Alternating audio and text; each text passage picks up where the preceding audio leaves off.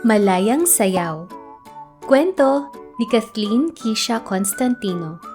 Guhit ni JJ Duran.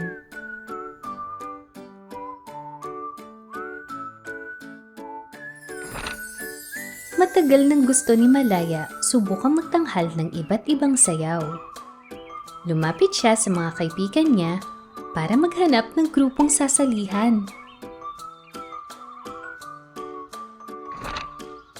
Nakakita siya ng 4 na nag-e-ensayo ng tinikling. Kailangan nahahati sa 2. 2 taong magtutuktok ng kawayan at 2 sasayaw. Paliwanag ng isa. Kung isa lang ang sasayaw bawat grupo, kulang tayo ng isang tagatuktok.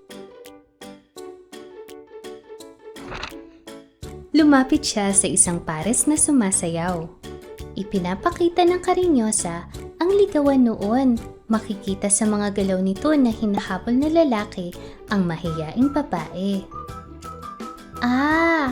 Sayaw na pang 2 lang, sabi ni Malaya. Sunod ay 8 lalaking sumasayaw. Pwede ba akong sumali? Tanong ni Malaya. Ang sayaw na ito ay nagsisimulang mabilis katulad ng labanan. Bumabagal ito para ipakita ang pagkakasundo. Pasensya na. Kailangan ng pagpapares-pares para sa maglalatik.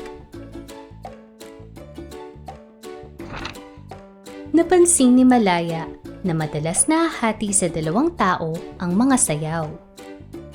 May sayaw kayang para sa 3 o 5? Isip niya.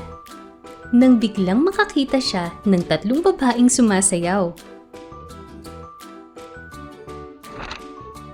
Para ba sa 3 ang sayaw na ito? Tanong niya. Madalas isang babae lang, pero maaari rin itong sayawin ng grupong may maraming miyembro. Sagot ng isa.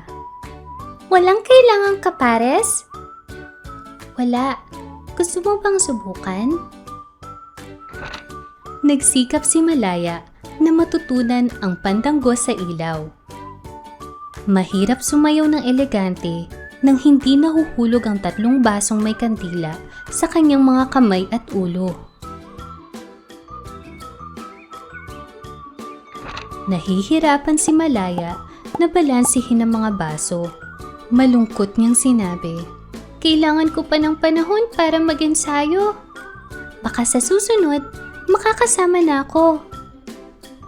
Ano na lang ang isasayaw mo, Malaya? Tanong ng isang babae. Malayang gumalaw si Malaya sa tugtog. Ganyan-ganyan ang kwento ng itik-itik. May mananayaw na nadala ng musika at sumayaw katulad mo, Malaya. Nakahanap na rin si Malaya ng sayaw na matatanghal ng mag-isa.